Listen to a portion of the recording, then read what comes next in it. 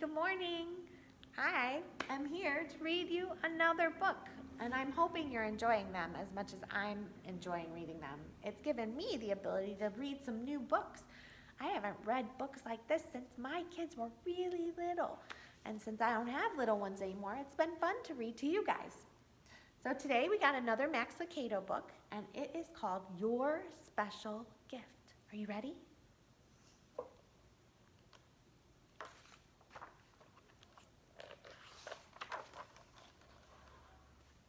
Punchinello stepped out of his little house, looked at the bright orange sunrise, listened to the singing birds, and smiled. "What a great day, Eli," he shouted to his maker. Eli looked up and waved.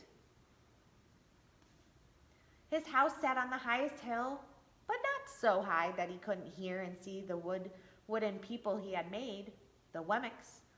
"Consider it a gift, my friend," he replied, and entered his workshop. So in the workshop he goes.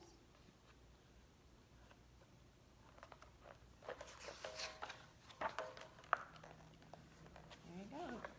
Punchinello noticed a bright red package in his mailbox. "My, what is this? Someone brought me a present?"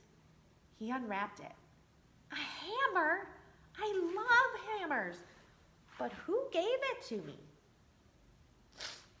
He looked up and down his street, but saw no one. Not far away, in another small house, Lucia, Punchinello's friend, was asking the same question. Who gave me such a nice gift?" she wondered as she lifted the lid off the box she found outside her front door. "A paintbrush and a palette of paint? I love to paint, but who knew?"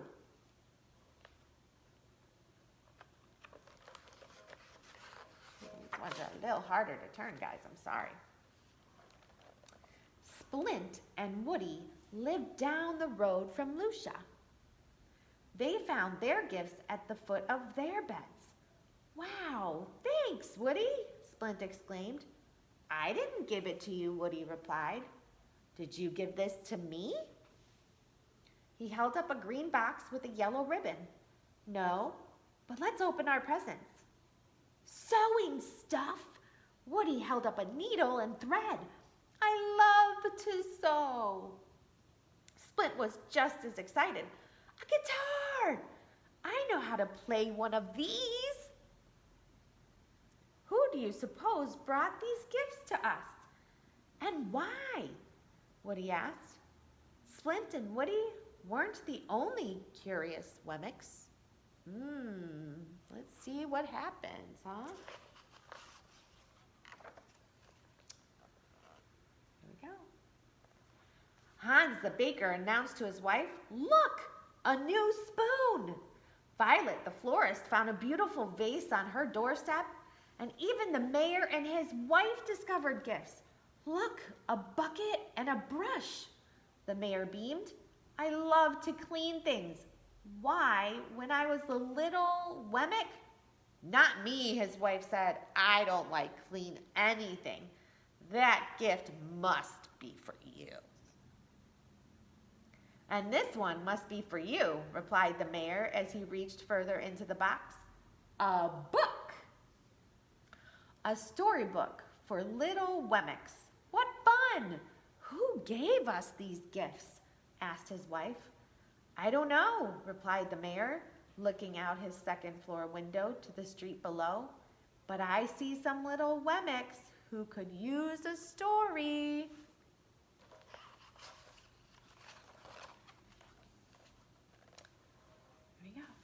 The mayor and his wife looked down at a very tired Wemmick family. The mother and father were leaning against a wagon. Their 3 children, looking cold and sad, sat in the back.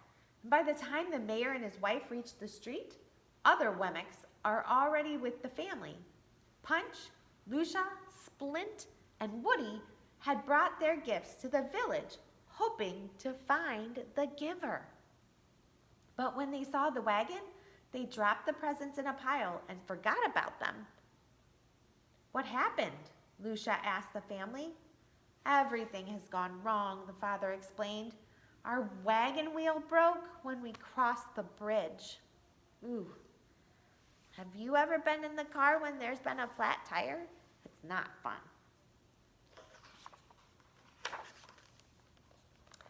When the wheel broke, the wagon tilted and our clothes fell into the river and washed away. Oh no. The rain soaked our food. We are tired and hungry and dirty.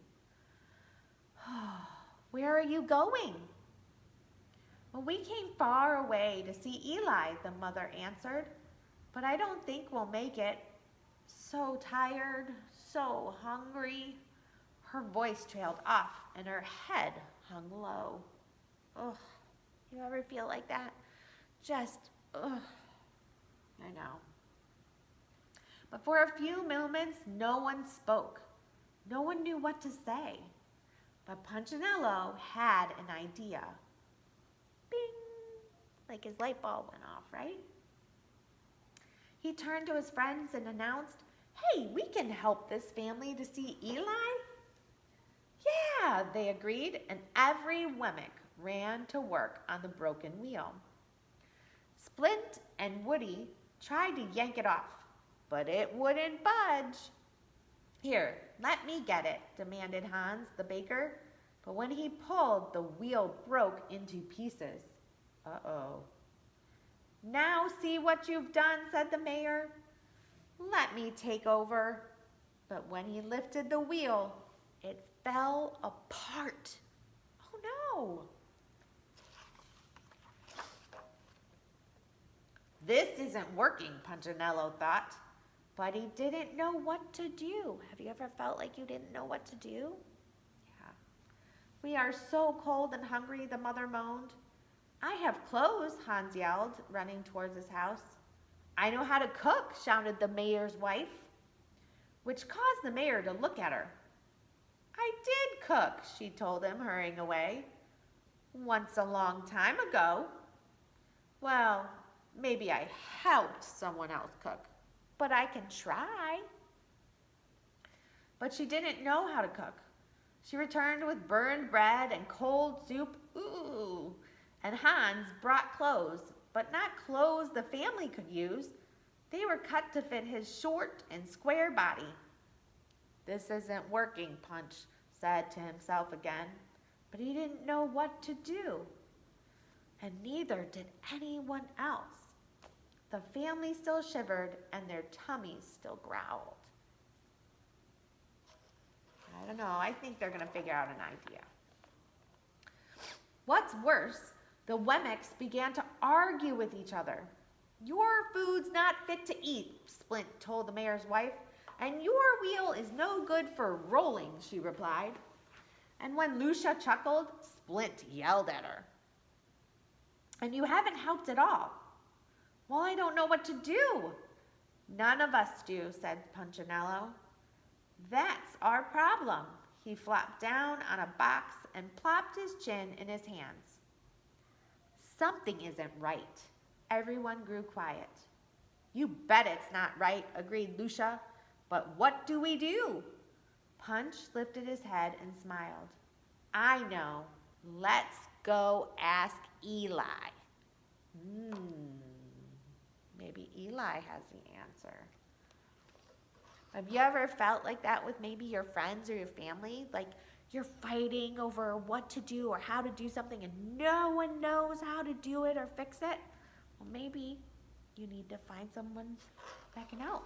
Let's see what happens here. Everyone liked that idea. So together they walked up the hill to Eli's workshop. Punchinello knocked on the big wooden door. Eli opened it, wearing his apron and warm smile. Hello, friends. He sat down on the bench. How can I help you? They told him about the family of travelers, and as they described the broken wheel, Eli nodded. I know. When they told their maker about the lost clothing and ruined food, he nodded again. I know. They're coming to see you, Eli, Lucia added. I know. He smiled. You know, she asked. You knew about the wheel and the food and the clothing? I did. You knew they were coming to see you? He nodded again. Yep, he nodded again. Lucia looked at Punch. Punch looked at the others. They all looked at Eli and asked, Then why didn't you help them? I did, Eli said. The Wemmicks were puzzled. You did? How did you help them? I sent you. Us? You. I led them through the village so you could help them. For a moment, no one spoke. And finally, Punchinello did. That's our problem, Eli. We want to help, but we don't know how. The wheel is still broken, and the travelers are still cold, and the food is still bad. And even the mayor's wife nodded. She agreed. Sounds to me like everyone is doing something, and no one is doing the right thing, Eli explained. What? Splint and Woody asked. Try this, Eli smiled. Each of you do the most what you do best. The villagers pondered his words. I want you to go like this. They're pondering.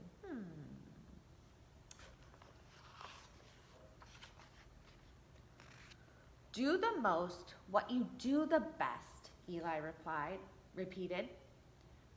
You have gifts, don't you? And for a moment, no one spoke. Then Punchinello remembered. I do. I have a hammer. And I have a guitar, Splint piped up. Someone gave me a needle and thread, Woody added. And one by one, the Wemmicks announced their gifts until Lucia realized, Did you give these to us, Eli? The maker nodded and smiled. Use the gifts I gave you. Don't try to use a gift you don't have. Just do the most what you do the best. Feeling much better, they returned to the village and walked straight to the pile of gifts. Punchinello took his hammer, looked at the wagon, and said, I can repair the wheel with this. Splint took his needle and thread. Time for me to make some clothes. Hans, the baker, cooked with his spoon. The mayor cleaned the wagon with his brush, and Lucia decorated it with her paint. And after the baker fed the family and Splint finished sewing their new clothes, the mayor's wife read stories to the children, and Woody sang them a song. And not for long, however, the family was so tired that they soon fell fast asleep. I don't hear you sleeping. All the Wemmicks agreed to meet the next morning and take the travelers to Eli. And as the sun rose, a group of happy Wemmicks led the wagon and the travelers up the hill. The birds sang and the Wemmicks smiled. When they reached Eli's house, he was glad to see them. Looks like you made some progress. We sure did, Eli, Punchinello smiled. Thank you for the gifts. Know anyone else who needs some help?